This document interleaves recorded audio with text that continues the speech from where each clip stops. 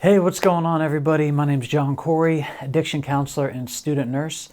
Today we're going to be talking about peer pressure. We get a lot of clients who they come in and they're doing great. They start off doing well, and then right when they get back in that environment where they were using or they were performing some behavior that they're trying to get away from, they immediately collapse back into that prior behavior, that past thing that is keeping clutches on them.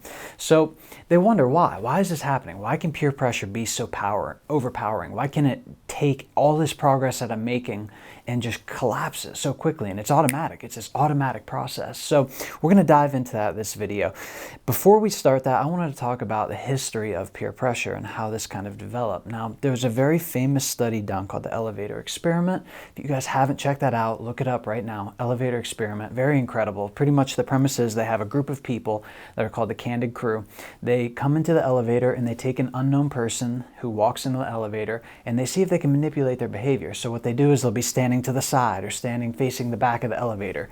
And very quickly, they found that they were able to manipulate this person's behavior. They were able to change whatever they were doing. If they were wearing a hat, they could get them to take it off, put it on, jump around, turn around. It was absolutely incredible. So, part of living in the 21st century, we're now able to track brain activity. We're able to look at what structures are active, and we've also been able to find out how these structures manipulate our behavior, our emotions, the things we feel, the things we want, and how it all comes together.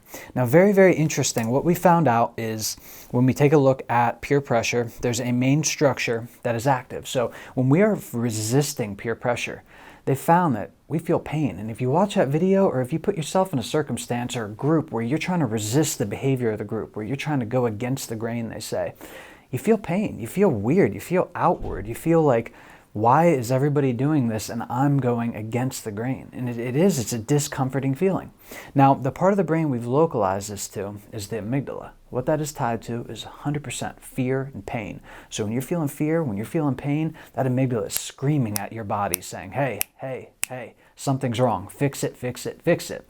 Now, with the group pressure, when we are going against the grain, that area of the brain comes on so powerfully that we feel that pain, we feel that fear, we feel that it's very motivating too. If you guys have been in a fearful situation, which we all have, you know how powerful that emotion is. Something's going to change. We're going to fight, we're going to fly. So as for group setting, when you are in that group and you try to fight, your body is very quickly telling you, hey, you need to get in line, get in line, get in line. Conform is what that's telling you. And when you do that, the limbic system, which is all around dopamine, feeling good, feeling happy, that comes online. So not only are you activating the fear and the guilt and the questioning of why you're fighting that behavior in the amygdala when you are fighting against the group, but when you conform, when you go with the group, you get that happiness, you get that buzz, that natural, hey, this is it, this is what I should be doing. Now, the reason we have this built into us is if we can rewind back the clocks, a couple 100,000 years back when saber-toothed tigers were running around, we had to be part of a group. We had to be part of this social hierarchy where we lived collaboratively with other people, because if we didn't, that meant we were all alone. Before technology, before we've got all these amazing things we do now, we had to be part of that group because that kept us safe. That provided us food. That provided us this community that we could rely on other people to live. So with that, we've grown. And now in today's society, it's much more easy to live alone and be alone.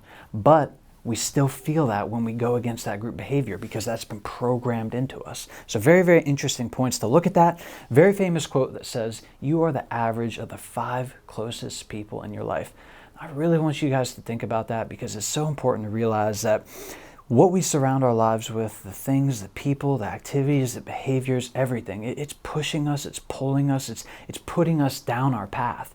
And whether our path is good or bad, what we surround ourselves with is going to shape that path. So it's so important to remember that. Take time. Think right now, who are the 5 closest people in your life? Are they pushing you to be better? Are they pushing you to be worse?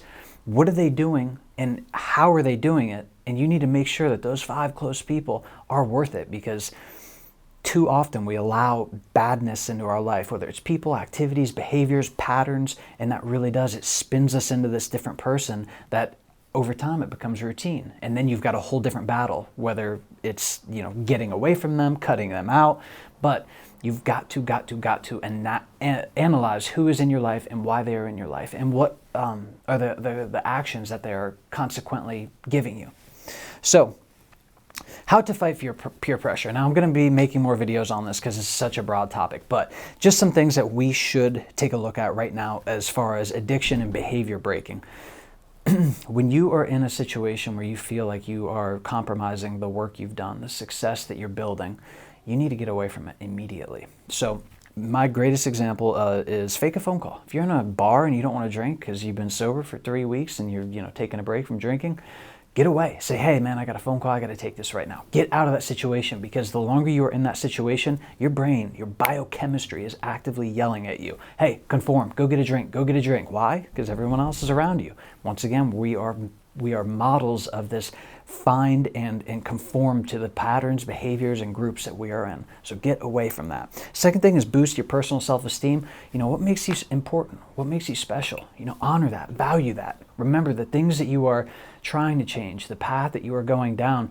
If you compromise that, that's going to degrade you, that's going to drop you, and that's going to lower your self-esteem, making you more likely to conform to the group. So remember, when you're in that situation, not only to question how you're changing, but remember, if you do conform, what are you going to give up? Have you given up all this work for this one time of drinking, using, performing a behavior that you're trying so hard to get away from? Always remember that. So boosting self-esteem and always remembering your values, your concerns, and what's important to you in life. And lastly, you guys, just evaluating your friendships and those closest in your life. This is a tough thing to do. We've had those long-term friends. We've all had those family members that they're not on board with where you want to go, with what journey you want to take. And because of that, they try and bring that negativity into your life. And now you can confront that. You can tell them, look, this is what I need to do. But at a point, you need to say, look, I need space from that. Because like I said, 5 closest people in your life, you are the average of that. And because of that, you're going to be pulled different directions, different ways, and you need to very much analyze if it's worth sacrificing who you are, what you want to become, what you want to do for these people that are actively trying to break it down and degrade it. So, like I said, we're going to make more videos, but I really appreciate your time, and until next time. All right, guys, I just want to say thank you so much for taking time to just view this video. I can't tell you how much it means to us and all the people that are involved in making these videos. Guys, we want your feedback. We want to know what you want to see, because we all grow from this. This is a dynamic situation, and during these times, we very much need to be collaborative with each other. So if you have ideas, comments, concerns, please like, comment, subscribe, whatever. If you are interested in getting involved with us, shoot us an email, shoot us a comment. We would love to hear your thoughts so we can take it to the next level. Thank you, guys.